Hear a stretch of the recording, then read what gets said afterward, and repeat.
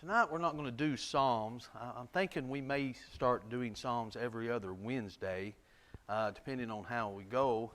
There's some things we've been doing in the teenage class that I've been making some side notes and changing some things and thinking, that would be a really good adult class topic because it's actually helped me in studying in some form of it. And I just thought we would talk about a few things concerning that this evening. If you look in 1 John, chapter 1, beginning at verse 5,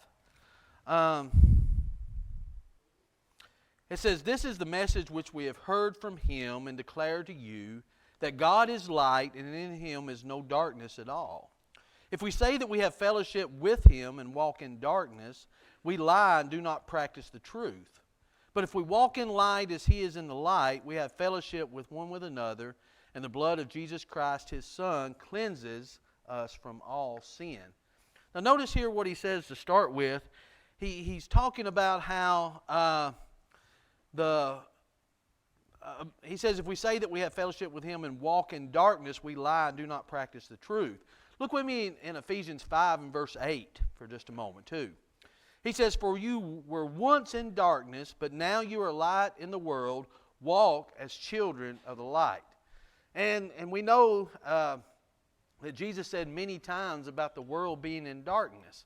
So there is every opportunity for us to walk in a world that's in darkness. But we have a responsibility as Christians to walk in the light, don't we? In Matthew chapter 5, remember what Jesus said about it? Matthew chapter 5, beginning at verse 14. He says, "You are the light of the world. A city that's set on a hill cannot be hidden, nor do they light a lamp and put it under a basket, but on a lampstand. It gives light to all who are in the house. Let your light so shine before men, so they may see your good works and glorify your Father which is in heaven." So when we think about this world and we think of it in the concept of, well, let me just ask you this. Do we notice that the world's in darkness? Is there anything that can give us a hint of that? How they live. Yeah, how the world lives, what we see going on around us. I mean, we can see the corruptness of the world. Okay, as Christians, Jesus said, the world was condemned already. Remember John chapter 3. He said the world's condemned already. He came to do what? He came to bring that light, and He came to bring salvation. So the world's in darkness, the world's condemned. He came to bring the light, He came to bring salvation. And our responsibility as Christians, 1 John 1:7, is to walk in that light, right? So how do we do that? I think this is what the challenging thing is how do we walk in the light when the world's in darkness? Paul struggled with this too. Paul talked about the walking in the flesh as opposed to walking in the Spirit, doing things he didn't want to do and not doing the things that he should be doing, that war that rages with the flesh. So we have these things going on as we're facing the world. How do we do that? How do we separate ourselves from the world but yet still live in the world? That sounds like a conversation we need to have with our children. It's a conversation we need to have with each other. But exactly how do you do that? It's easy to say. I don't know how many times I've said it from the pulpit. I'm sure John has said it thousands and thousands and thousands of times, preaching. Not saying you're old and preached that long, but, any preacher would say it a bunch of times, I didn't realize how that sounded until it come out, so I thought I'd correct that. We say it a lot. Walk in the light as He is in the light. It's easy to say, but the particulars of it is how do you actually do that? How do you face this world? How do you become the light that we're supposed to be and face that world's in darkness? And we recognize that the world's in darkness because we see the things that are going on. And I just think this, to me, is an interesting subject. And some of the things that I've been studying on this has really helped me to look at things maybe a little different, but also to help navigate, because there's a lot. It's easy to do what everybody else does. I mean, it's just easy to go along. It's easy to get along. It's easy to just go with the flow, accept what's going on. I got a group text right before we come over here about Paw Patrol. You can't watch the Paw Patrol now. Kids can't watch it because of, what is it? They have some adult on there now that I don't know if they know what they are. Man, woman, beast, something. What is it? Non-binary. I have no idea what that means, but it won't be on my TV anymore, evidently. But it's another one of them terms where you just don't know. I mean, it's just something and do you ever get tired of it? Do you ever get tired every time you do something? Or you think you finally have got your path, mapped out, and you're trying to follow things, and you think you've got everything just laid out, and then something else. Then it's something else. It's just like it's always something else. And I just get frustrated with that of seeing how my grandchildren are coming up in this world and thinking about, well, what's it going to be 5 years from now? What's it going to be 10 years from now? What's it going to be, as you go on? And I think about back when I was a kid to now, every generation has its own particular set of issues. But it just seems like to me it just keeps piling on and piling on and piling on.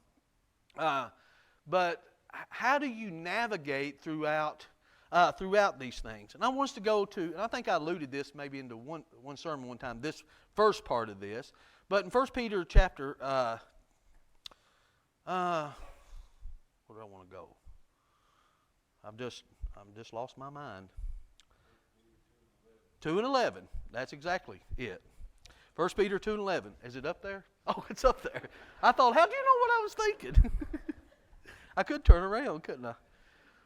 Okay, let me start over here. 1 Peter 2:11.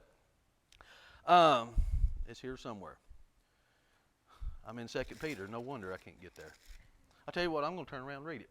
It says, Beloved, I beg you as sojourners and pilgrims, abstain from fleshly lusts which war against the soul. This first part is what we've been teaching on in teenage class for the last several weeks, is realize that we're sojourners. Realize that we're pilgrims, which means what? If I'm a sojourner and I'm a pilgrim, you're temporarily here, which means this world is not my home. We're going to get into more, but this has to be the foundation of it. This has to be the start of it, because I think this is where the problem lies, is we've got to recognize at the very beginning that, okay, the world's in darkness, it looks like all this is going on, but one thing I've got to realize is I don't belong here. This is not my home. This is not where I put the end-all, that this is. I had a conversation with a gentleman yesterday at the cemetery. I've heard of these individuals. I've just never met one.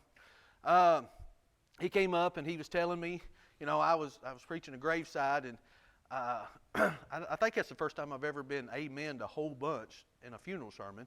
But he was really amening, and nothing wrong with that. It stunned me for a minute first.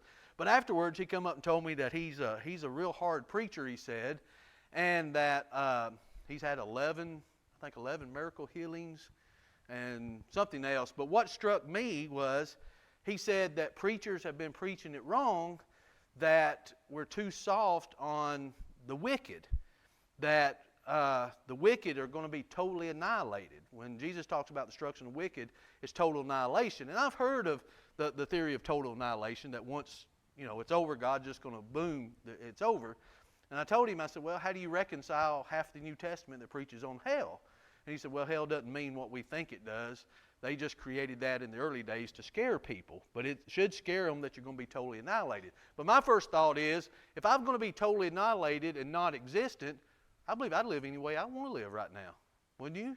I mean, if that was going to be your end, yeah, you'd want to go to heaven. But if you thought of it, okay, I'm not going to be punished in hell. I just won't exist anymore, so I won't know anything. Live any way you want to. If that was going to be the case, and what that would cause individuals to do, I think that's why you see people do that today. I don't know if they believe they're going to be totally annihilated. I just don't think they think anything's after this. And so what they do is just live for today. And they put everything they have in what's here and now. But we've got to realize, and for us to know that we don't belong, we have to realize that there's something else. We have to truly believe beyond a shadow of a doubt that there is something else. So that's the foundational key to it, is knowing that we don't belong, and we need to quit trying to fit in. We don't need to spend all our time trying to fit in, trying to get along, as far as just blending in and do everything else everybody else does. We need to realize that we don't belong. But notice, he goes on farther, and tells us a little bit more in this verse. Abstain from fleshly lust, which war against the soul. So once I believe that I don't belong here, once I understand I don't belong here, how do I do that? How am I supposed to walk in the light? How am I supposed to walk in this world of darkness? Is to abstain from fleshly lust, which war against the soul. Now when we think of fleshly lust, sometimes we put it in a sexual manner. We think of just sexual desires or things of this nature when we think of the fleshly lust. But it goes so much more than that. It's anything their fleshly lust desire. Being angry with someone. Someone do something to you, what do? You do something right back to them. You know, if talking bad about someone, gossip, anything that you participate that the world does, that our fleshly desires sometimes we want to gravitate to and do, right? So I realize I don't belong here, so I don't act like everybody else. The next thing I understand is realize there's a war raging. Notice what he says. He says here that abstain from fleshly lust, which war against the soul. So I have to recognize that there is a war. Because think about it. If there's not a war going on with you when it comes to fleshly lust, then guess what? That war has already been won, hasn't it? You've already given in to it. If you're not battling it, that doesn't mean that, it needs to be difficult every day, but there's going to be a struggle there. There's always going to be some temptation of the flesh, whether it's to do harm to someone, whether it's to talk about someone, whether it's some kind of sexual thing, whether it's immorality, whether it's, we can go through Galatians 5, the works of the flesh. Any of those things, it's warring against us. So recognize if you have a war going on, if you have a battle, that's supposed to be there. We're supposed to have that. We're supposed to realize there is a war going on. But if I realize I don't belong here, then I can realize I can win that battle. I can overcome that battle each and every day. And that's by abstaining from those things.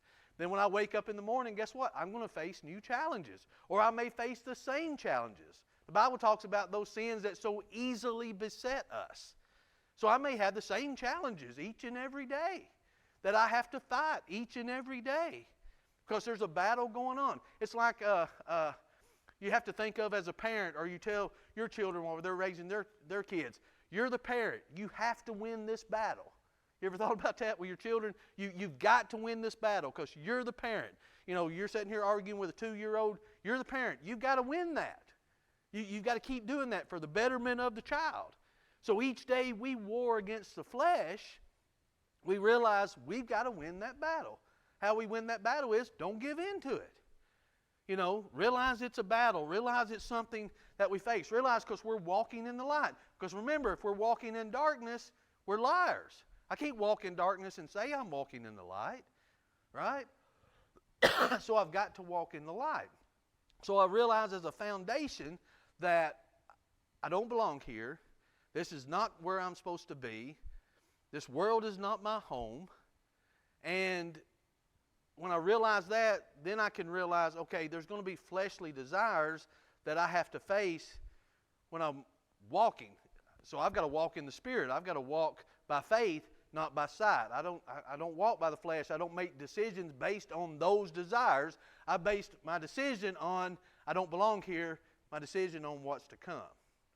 And when we start thinking of it in terms of that, then things start making sense, doesn't it? When we realize that it's not going to be that long, it's just temporary. I'm just sojourning here. So the battle that I think will never end is going to end. But I don't need to give up on it here, because when I give up on it here, then I'm no longer walking in the light. I've got it. Then we go to Hebrews. I've done forgot that now. I was going to quote a verse. Can't quote it now.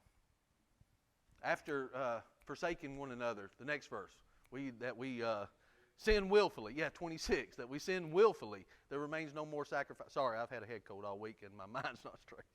That when we sin willfully, there remains no more sacrifice for us. So when I make that choice to give in to those fleshly things, then I've stepped out of that light. At that particular point, that battle was lost. The war may not be lost, but that battle is lost. So what do I have to do? I have to realize I have to pick myself back up. I have to realize there's a fight. I've got to get back into that light. Because walking in that light, that's when I have fellowship with God. See, I can't just want fellowship with the world. I can't have both. You can't serve two masters, can you? I can only serve one. So I can't be in fellowship with the world and fellowship with God. How I'm in fellowship with God and can be in fellowship with each other is by walking in the light. But once I step out of that, I've lost that relationship with God because I've stepped out of the light. And then I'm in darkness now. Then I realize that there is a war raging, but guess what? I've given in to it. So if I want to walk in the light, I have to realize I don't belong here in this, that I don't do what everybody else does. And I tell you, I'm open when I'm up here. There's things I have to tell myself, and my wife always, when she sits in the passenger side, should you honk at them? How does that look? Can't you just let that go? Can't you just let, what difference does it make that this person cut you off? Or what difference does it make? It's those little things. But those little things is what everybody else does, isn't it? Those little things is the thing of you do this, I'm going to do this. I'm not letting you away with that. I'm going to do this. So when we think of fleshly desires, we all have them in different ways. We're all tempted to live like the world in different ways. It doesn't mean that we're out here stealing. It doesn't mean we're committing adultery. It doesn't mean these things. It could mean these little things. Anger. It could be losing your temper. It could be losing self-control. It could be divisiveness. It could be bickering. It could be a lot of things where we war against the flesh. Are we going to act like, we can go in and talk about this a little farther as we get on into a few more verses, but how we treat each other. Do we treat each other here, brothers and sisters in Christ, like the world treats each other? I think sometimes we do, or even worse sometimes, because of we don't prefer one another, or we don't realize each of us have a role. We've got to respect those roles and encourage each other in those roles. So there's a lot of ways in which we can look and see that when I war against the flesh, I have to abstain from them things. I have to realize I'm not going to give in to that. I'm going to abstain from that. Any thoughts on that before we move to the next verse? Okay. Notice what he says now. Having your conduct honorable among the Gentiles, that when they speak against you as evildoers, they may, by your good works, which they observe, glorify God in the day of visitation. Now, remember, we're building on this platform. We decided and realized we don't live here because there is something else. The world's in darkness. We have a responsibility as far as the light goes. Jesus brought a light into the world. We've done the necessary things to be walking in that light, and we've got to do those things to stay walking in that light so that blood can continue to cleanse us. How do we do that? Abstain from things that we war against the flesh. And then he says, having your conduct honorable among the Gentiles. So when we look at those that are in the world, how do we have a conduct that's honorable? And he tells us here that when they speak against you as evildoers, they may by your good works which they observe glorify God in the day of visitation. So here's what we're going to see. The world's going to talk evil about us, aren't they? Are we giving them ammunition? Are they right? Do we live in a way in which they can look at us and they can say, hey, you're living this way, and this is what I'm going to say. Look at how they live. It's like the world says, well, I can't go to church up there because what? What do they always say? Too many hypocrites up there. Well, are we giving them ammunition to say that? That may not be right for them to say it. They don't need to use that excuse. But is there some reason for them to say that? They're going to talk about us as evildoers even if we do good. So we've got to continue to do good, and he tells us why. Because there's going to be a time that they can see that and may change before it's too late. And what I'm seeing in the world today is, I think that very thing is taking place. I'm not saying, oh, here's this prophecy, you can see this. But here's what I see. You see this division that we have today. You see what's going on in just this country. This great division, even if you stand up and do right, the side that's doing evil will talk bad about how horrible these people are for standing up for what's right. how horrible you are to say it's only a man and woman that should be married. How horrible it is to say that a woman doesn't have a right, So now they speak evil, that we're the bad guys because that's what we follow and that's what we believe. But long as we stick to the truth, that's all that they can say, isn't it? They can look at those good things and call them bad. As Isaiah says, woe to you when you call evil good and good evil. It's coming a time when that's happening. So he says here, you continue to live in such a way that even when they speak evil of you, notice what he says can take place. He says, as evildoers, by your good works, which they observe, glorify God. They can remember the whole purpose. We're created in good works. Isn't that what the Bible tells us? We're created for good works. That when we do our good works before men, who gets the glory? Or who should get the glory? God does. So what we do is for the purpose of them to glorify God. So we realize that this world's not our home, that we don't belong here. We realize that we war against the flesh. We have to abstain from that. And in doing that, when the world speaks evil of us, what are they really going to say? You can turn that slander around. You can turn what they're saying around. How do you defeat lies? Keep living the truth. How else can you defend that? You keep living the truth. And he says here what they're going to do when it comes to it is to glorify God. And that's what we're striving to do. We're striving to do things for individuals to glorify God. So what we have to do is keep at the forefront of our mind, how does this reflect on God? The things that I say, the things that I do, places that I go. When I'm angry at somebody for something and say things, when I'm gossiping about someone, when I'm murmuring and complaining, when I'm causing strife and division, when I'm doing these things, whatever it is, and how does that reflect on God? Because the light we're shining is not our light, is it? We're just a reflection of the light. We're not the ones who brought the light. We're walking in the light is what we're doing. So in doing that, while we're walking in the light, the places that we're walking, while we're walking in that truth, brings light to the dark world that we're around. But when we're not doing the things that we should be doing, we're not letting that light shine. They're not glorifying God, and we're giving them ammunition to say things about us. See, we have to look beyond us. And sometimes we have to, get rid of our selfishness and look beyond our will, our desire, what we want to do. Because, there's times I'm like, I could just run over that person. I can just do this, or I can do, there's times we have to do, it's not our will anymore. We can go back to Colossians, Colossians chapter 3, and we can see when we put on Christ, they don't see us anymore, or they shouldn't see us, they should see Christ in everything that we do. So what's the world seeing? What light are we shining? What ammunition are we giving them? When the world speaks evil of us, that's not necessarily a bad thing, is it? Jesus said, woe unto you when all men speak well of you, didn't he? So what if I'm trying to please the world so they won't speak bad of me? But what I'm doing to please the world is going to be the things that the world talks about to keep them from wanting to obey the gospel, because you're doing the same thing they are. It's just like a vicious cycle, isn't it? So he tells us here, and I think gives us some very good advice on how we walk in the light, on how we look at things, how we view things, think about Jesus. Think about what Jesus did, how he could have reacted with all the times scribes and Pharisees came to him testing him, all the times that they came to him, the things they did, especially when they arrested him.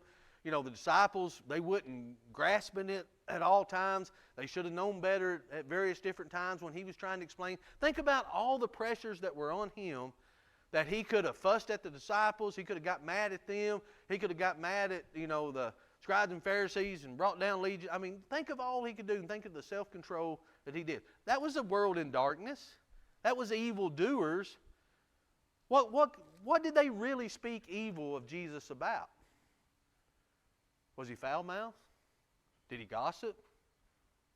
Did he cause strife and division other than the truth doing that? But did he murmur and complain? What did they speak evil of him about? Yeah, he did good. That's what he did. That's what they were speaking evil to him about. What else could they say? You know, Bill, do you have something? I was going to say, he kept quiet a lot. All these things happened to him, but he didn't say anything. And I think he was teaching a lesson in being that way. Yeah. I tell you, my mom told me that from an early age, and I still get told that. If I would keep my mouth shut, I wouldn't have half the trouble that I have.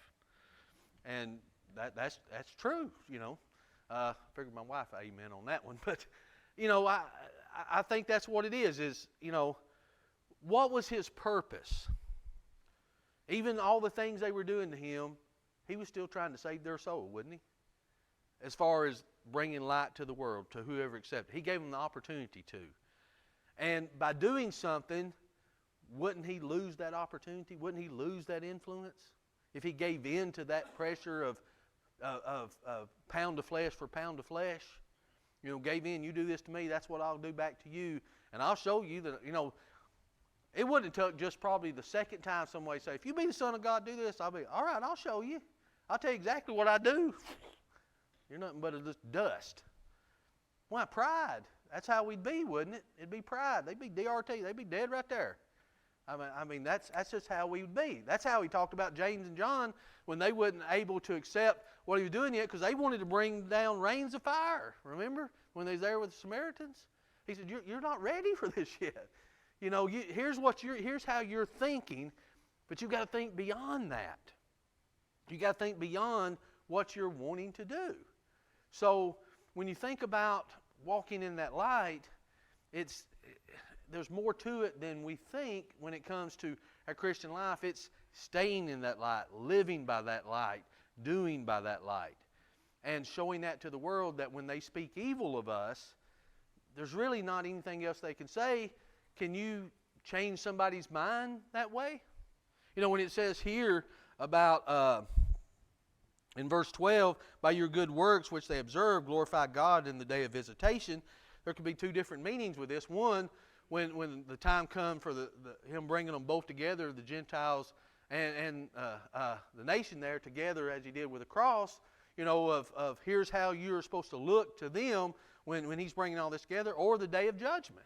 Either one of these principles apply, but you think of it on the day of judgment before the time comes, maybe there's something we can do to influence that person that's speaking evil. And you know what that is? Consistency. Consistency. Be consistent with how we live our Christian life.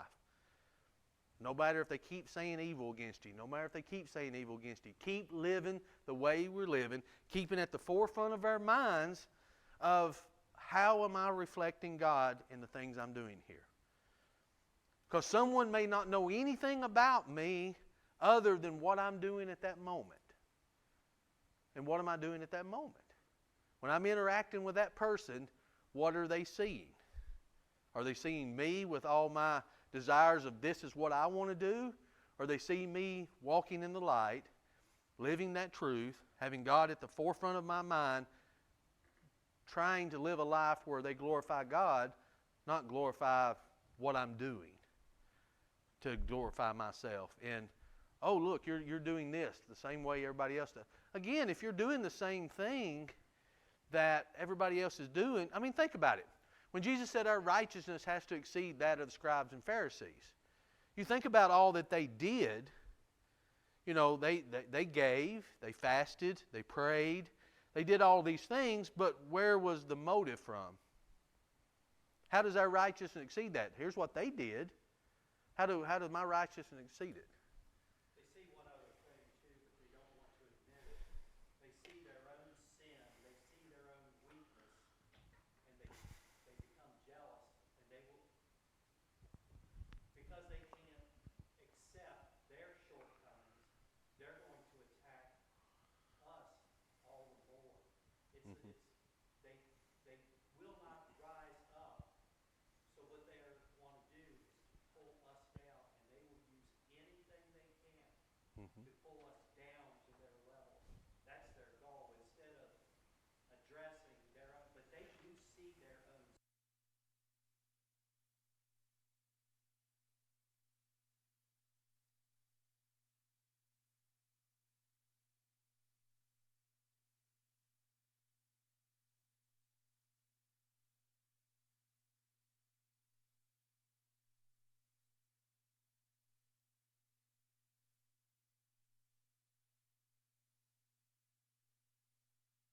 But I've been on the other end of that too, where somebody's done that, and I've made somebody else mad because I didn't do what they wanted me to do. I didn't follow the crowd in that instance. And they got mad, and it wasn't because they were mad at me. They were mad at themselves because light exposes darkness. And when light exposes darkness, sometimes you don't like what you see.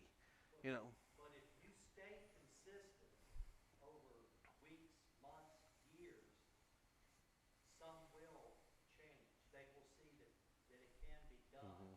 But most people are afraid to change because they don't think that they have the strength or they Yeah. don't want to.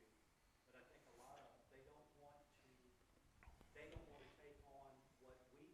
They don't want to be abused. They don't want the ridicule. But over time, some will accept that. Not many. Yeah. Some I've seen this in other areas, that you do something that's out of the norm of what everybody else is doing. We've experienced that as a family, and even in the church you get ridiculed for it, But over time, if you stay consistent with it, there becomes a sense of respect to it. Even if a person don't agree it, they come to respect it because you stay consistent with it. And that's really how our Christian life should be, is stay consistent with it. Even if, as it says here, a person speaks evil of it, you may get someone to say, hey, there's something to that. I used to talk bad about that, but I've watched them over time, how they live their life. There's something to it. And I want to find out about that. That's what we're striving for, isn't it? Isn't that how Jesus draw people to Him? Look at the consistency of what He did. And you say, well, He's the Son of God.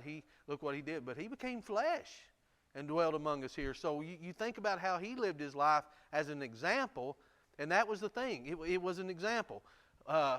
Did He wash Judas' feet along the rest of them? I mean, you think about when He washed their feet. You think about knowing what He was going to do, turning it, knowing this, He still, the things He did to set the example to the others goes a long way. You think about all these examples that He did and the kindness that He's shown, not compromise, and that's where we struggle. And I've seen individuals that say, that just get so stern in their Christianity, they think there's no room for being nice. There's no room for showing kindness and compassion, because they confuse it with compromise and say you're compromising just because. You can say to someone you got to love those that choose a homosexual lifestyle. You've got to love them enough to want to teach them. But as soon as you say that, they're like, they're for homosexuality. They just take a ball and run with it. Or you say that just like Jesus ate with sinners. Oh, look, He's eating with sinners. First thing they thought, He's just going to be just like them. But He's there to teach them. He's there to try to save their soul. So people take kindness and compassion with compromise and tolerance and going along and thinking it's all right. Well, it has nothing to do with that. I can be kind to someone. I can be compassionate to someone. I can try to reach someone that I think is living in sin and living a lifestyle that's going to condemn them to hell. Can't you? Ain't that what we should do? How is she going to teach them? How is she going to talk to them? And sometimes we want to put that barrier up, and there's, again, where we're not walking in the light. We put that barrier up and say, I don't want nothing to do with it. I don't want to put the time and energy it would take to teach somebody like that. I want somebody that's easy to teach. I want somebody that's been coming here to church for years, and now it's just time for them to obey the gospel. That's the person I want to try to teach. I don't want to go out there to that person that's living that sinful lifestyle and really try to bring them in. That's too difficult. See, there again, you think about these fleshly desires. The flesh wants to do what's easy. But the Spirit tells us sometimes we've got to do those difficult things. You think about John the Baptist. He didn't have to preach the things Herod that he did he? You think about Paul when he stood before kings. He didn't have to preach the things that he preached. He didn't have to do that. He could have said things that gets him out of prison. But sometimes you've got to do the tough things because you care for that person's soul. The whole purpose is to get them to change. And that's what Jesus did. So I think we didn't get quite as far as I wanted to, but I think as we start in these here, this foundation of how do I walk in the light, that's how you do it. And then he starts in just talking about the good things that we do. You know, being different than what the world is, basically just being good. You know, it really boils down to, you say, well, I can be a good person and not go to heaven. That's true. But a Christian can't not be a good person, can you? I've got to be a good person if I'm walking in the light. I don't know, and goodness may not mean the same thing for everybody sometimes. It may mean different things. Again, do you have something? I was just saying, as you're talking about this and thinking about how our walking the light, seeing people outside, I was thinking as you're talking about the homosexual stuff and that, people out there, later on in 1 Peter, he says, better to suffer for doing God's will than to suffer for doing evil. I think a lot of times we think, well, people that are Christians, we suffer now, and the people in darkness live it up, and later we're going to be rewarded and they're going to suffer. People in darkness suffer now. They're going to suffer the consequences even in this life, especially if you look at the LGBT stuff. There's people out there that are being hurt by the darkness. Their lifestyle's hurting them. It's taken everything away from them. And I think that's an opportunity for us too, because in the coming years, especially as this trans stuff happens, we're going to have people come to us and say, hey, they took my life away from me. They ruined my body. They mutilated me. I need hope. And I think when that day comes, we have to realize the light isn't just for us to suffer. We can reach out to people that are suffering. Yeah. And that have suffered not for good, but they've suffered for evil. And again, like that verse on the screen, now it's an opportunity for them to glorify God. So I think exactly what you're saying. We can never put up that wall to where we say, you know, they're past saving. They're in darkness. We're over here. So I think where, and I may be speaking more myself, I don't want to generalize too much. I think where we fall short, and you made a good point, you know, there may be some coming later, look, these people ruined my life, and we focus on a lot of teaching, don't do this, and we should, you know, no.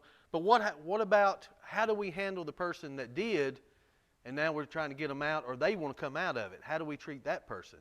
How do we help that person? How do we, you know, deal with a person that's had an abortion? Now what? You know, how do you deal with a person that's homosexual and realize that, hey, I shouldn't live that way, or transgender, whatever you see out in the world today? We can name a list of things. And then by our consistency, they see that there's a better life, there's a better way, that there is something to this. How do you handle that individual? You know, how do you do that? There's got to be something. We've got to live in a way. We have to live in a way that the world looks and say, there's something to that. There's something more, and there's something to that, because this person is truly living by it, and they believe it. If we don't believe it, if we don't live by it, how in the world can we expect anybody else to do it? I mean, we can't, can we? So we have to do that. So as he says here, how do I do that? I don't belong here. I realize I don't belong here. I need to quit trying to belong here. It's never going to work. I need to quit. If I'm going to be a Christian, walk in the light, I don't belong here. Then I realize there is a war raging with the flesh. I realize I battle it every day. I realize I've got to win that battle, and how I do that is continue to walk in the light. Because the world's going to be slandering us, and we live in such a way that maybe we can change it. Maybe we can change what they think. Maybe we can change how they're living. And wouldn't that be worth it? You know, when it comes to the end? I mean, that's what we're striving for, isn't it? You know, Christianity, we're not on an island to ourselves. Our first responsibility, yeah, do it ourselves. But until I'm convinced of it, I sure can't convince anybody else. So hopefully that'll be some first steps that we can realize and look at that can help us live in this world of darkness. And we may do this, something of this nature or some topic every other Wednesday, and do Psalms in between Wednesdays to break it up just a little bit. Any final thoughts or questions?